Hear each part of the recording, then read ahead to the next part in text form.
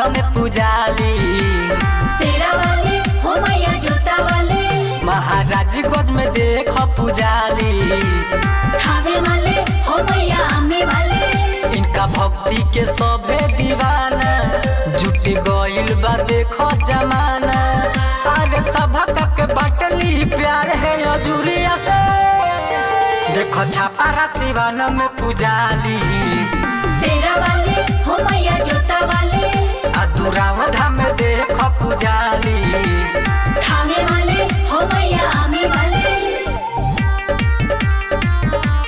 जय जय माँ, छापारा सिवान में पुजाली, जय माँ की।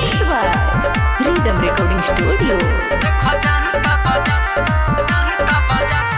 जनता बाजार लगे सच्चा दरबार, माई उहाँ के हई बड़ा नामी हो, हई एकमा के लोग तो लगावे रोजे भोग, माई दे देली जे जवन मांगी हो, देली जे जवन मांगी हो।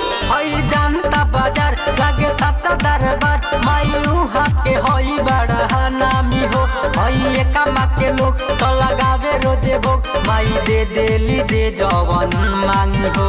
का जैसन न केहू बदानी, सबके देखेली माई महारानी, खुश होई जाली ललक के चुनरिया पर, देखो छापारा सिवान में पुजाली, शेरा वाले हो मैया जोता वाले, अधूराव धाम देखो पुजाली, थावे वाले हो मैया आमे वाले। छापारा सिवान में पुजाली, जय माँ की।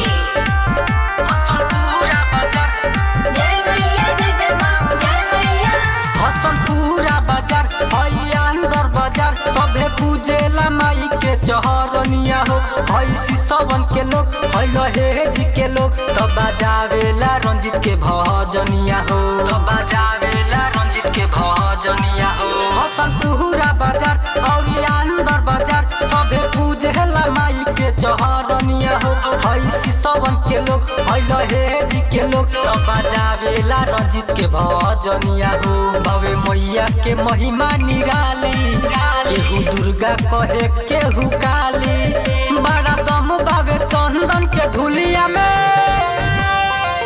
देखो छापारा सिवान में पुजाली, शेरा वाले हो मैया जोता वाले,